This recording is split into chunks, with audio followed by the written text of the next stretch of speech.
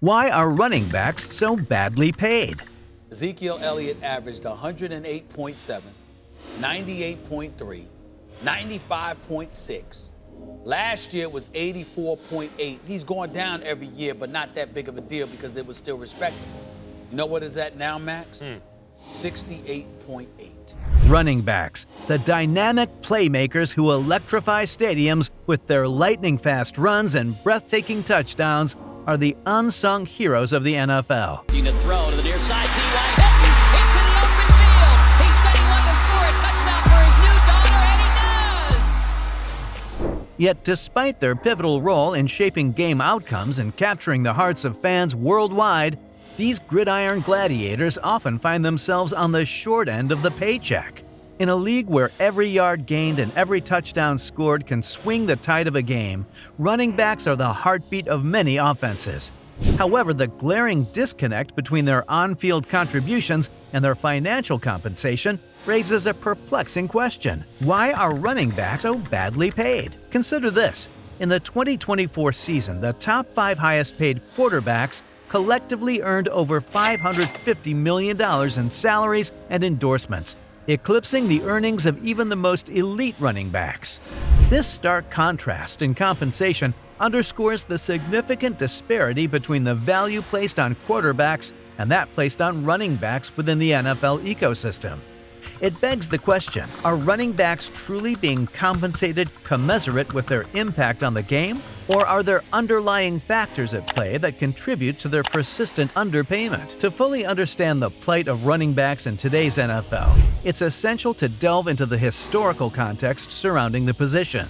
From the dominance of passing offenses to the implementation of rules favoring quarterbacks, the landscape of professional football has undergone significant changes over the years. These shifts have inevitably influenced the perceived value of running backs and shaped the dynamics of player compensation within the league. The journey of the running back position in the NFL is a tale of evolution and adaptation. Once revered as the linchpin of offensive strategies, running backs have seen their prominence wane in the face of shifting trends and rule changes. The emergence of high-flying passing offenses has reshaped the league's competitive landscape, relegating traditional ground-and-pound tactics to the annals of history. Since the 2004 New England Patriots, no Super Bowl winning team has featured a top 5 rusher in their ranks, a stark departure from the bygone era of dominant rushing attacks. Instead, the modern NFL places a premium on explosive passing offenses, with quarterbacks and wide receivers garnering a lion's share of attention and resources. A pivotal moment in this paradigm shift occurred in 2018 with the introduction of the roughing the passer rule, a directive aimed at safeguarding quarterbacks from undue harm. While ostensibly well-intentioned, this rule change had unintended consequences for running backs, further diminishing their value within the league. By affording quarterbacks greater protection and latitude on the field, the NFL inadvertently tilted the scales in favor of passing offenses, relegating running backs to a supporting role in many offensive schemes. Moreover, the influx of analytics-driven strategies has underscored the efficiency of passing plays over rushing attempts, prompting teams to allocate resources accordingly. As a result, the traditional workhorse running back, once the linchpin of offensive strategies, has been supplanted by a committee-based approach that prioritizes versatility and efficiency over raw rushing yards. In this landscape, running backs find themselves grappling with an identity crisis as their once vaunted status as offensive linchpins is called into question. In the high-stakes world of professional football, contracts serve as a barometer of a player's worth and value to their respective teams. Yet when it comes to running backs, the numbers tell a sobering tale of underappreciation and undervaluation. Consider the case of Todd Gurley, who in 2018 signed a record-breaking $60 million contract extension with the Los Angeles Rams. At the time, Gurley was widely regarded as one of the premier running backs in the league, boasting a rare combination of speed, power, and versatility. However, just 2 years into his lucrative deal, Gurley found himself unceremoniously released by the Rams, a casualty of injuries and declining production. Gurley's plight is emblematic of a broader trend within the NFL, the devaluation of the running back position. While quarterbacks and wide receivers command exorbitant salaries and lucrative endorsement deals, running backs often find themselves relegated to the sidelines when it comes to contract negotiations. This discrepancy is particularly glaring given the physical toll and inherent risks associated with the position, factors that should, in theory, merit greater compensation and recognition. Yet despite their undeniable contributions to their team's success, running backs routinely find themselves on the short end of the financial stick. Le'Veon Bell, another erstwhile star running back, faced a similar fate after signing a 4-year, $52.5 million contract with the New York Jets in 2019. Like Gurley, Bell failed to live up to the lofty expectations set by his sizable contract, leading to his eventual release and subsequent struggles to find gainful employment in the league. These cautionary tales underscore the precarious nature of the running back market and the challenges inherent in valuing players at a position that has become increasingly marginalized in today's pass-happy NFL. As teams continue to prioritize aerial attacks and analytics-driven strategies, the plight of running backs serves as a poignant reminder of the unforgiving nature of professional football. In the ever-evolving landscape of professional football, running backs occupy a unique and often misunderstood role. Traditionally viewed as the workhorses of their respective offenses, running backs are tasked with shouldering a significant portion of the offensive workload, often facing punishing hits and physical exertion in the process.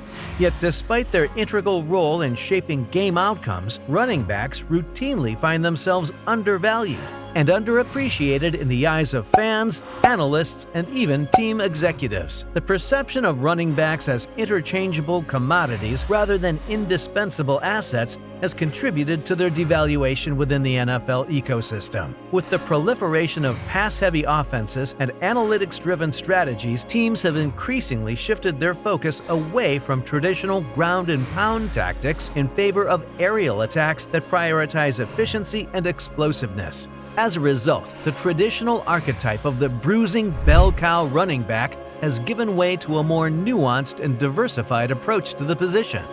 Today's running backs are expected to excel not only as ball carriers, but also as receivers and pass protectors, adding versatility and value to their respective offenses. Yet despite their multifaceted skill sets and contributions to their team's success, running backs often find themselves marginalized in contract negotiations and undervalued in the eyes of team executives and analysts alike. The rise of analytics-driven decision-making has further complicated matters for running backs, with teams increasingly relying on data-driven metrics to evaluate player performance and value. While this shift has undoubtedly led to more informed decision-making and strategic planning, it has also contributed to the perception of running backs as expendable assets, rather than integral components of their respective offenses. In this environment, running backs must navigate a precarious landscape fraught with uncertainty and volatility, where their value is constantly scrutinized and their contributions often overlooked. Yet despite the myriad challenges they face, running backs continue to persevere, embodying the resilience, determination, and grit that define the essence of professional football. For running backs in the NFL, the franchise tag looms large as both a blessing and a curse. A temporary reprieve from the uncertainty of free agency, yet a stark reminder of their precarious position within the league hierarchy.